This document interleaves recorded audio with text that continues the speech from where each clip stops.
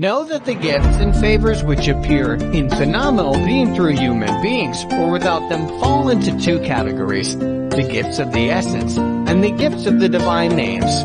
These two categories are distinct among the people of tasting according to whether, as they come from a specific request for a specific thing, from a general request, or without any request. This applies whether they are gifts of the essence or gifts of the divine names. They are specific when someone says, "O Lord, give me such and such a thing," and specifies something which occurs to him. They are general when someone says, "Give me what you know is good for all my parts," subtle and gross, without specifying it. The askers fall into two groups. One group makes the request from a natural impulse to hasten its attainment, for man is impetuous. 17:11, and the other group asks because they know that there are matters with Allah which, in the foreknowledge of Allah, are only obtained after a request.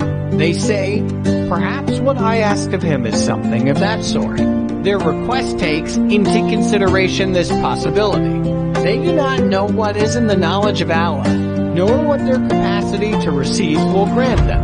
This is because it is one of the most difficult things to know capacity at any moment, for it refers to the capacity of the individual at that time. Furthermore, had he not been disposed by his capacity to make the request, he would not have made that particular request.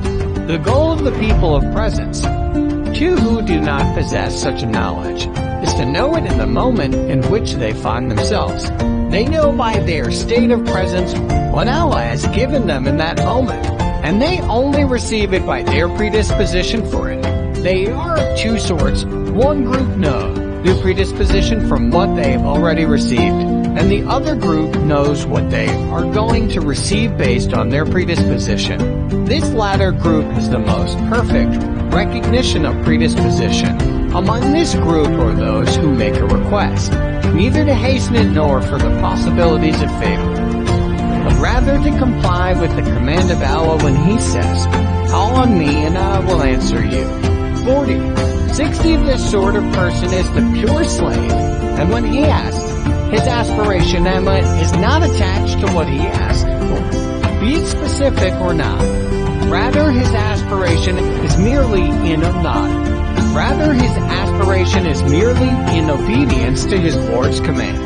When his state requires, he asks for slavehood, and when it requires entrustment to Allah and silence, he is silent.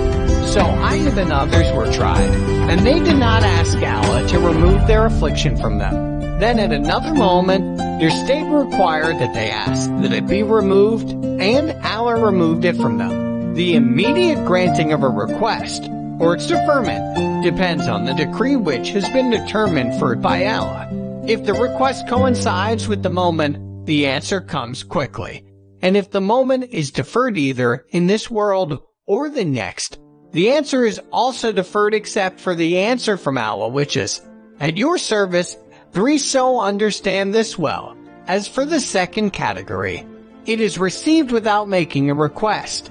And by without request, we mean verbal expression of it. In actuality, there must always be a request, be it articulated, or by a state, or from a predisposition. Similarly, unrestricted praise only takes place through verbal expression. The state determines the meaning, for that which induces you to praise Allah is determined for you by a name of action for, or a name of disconnection. 5. In the case of the predisposition of the slave, its possessor is not conscious of it, but he is aware of his state because he knows both what his motive is and the state itself. Predisposition is the most hidden form of making request. That which prevents people from asking is their knowledge that Allah has predetermined their destiny, so they have prepared themselves to receive whatever comes from Him, and they have withdrawn from themselves and their desires. Among these people are those who know that the knowledge which Allah has of them in all their states is their basic constitution and the state of their permanent source formed from before existence.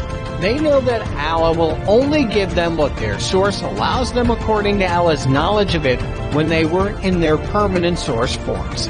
Thus these people know that Allah knows the way they will obtain anything.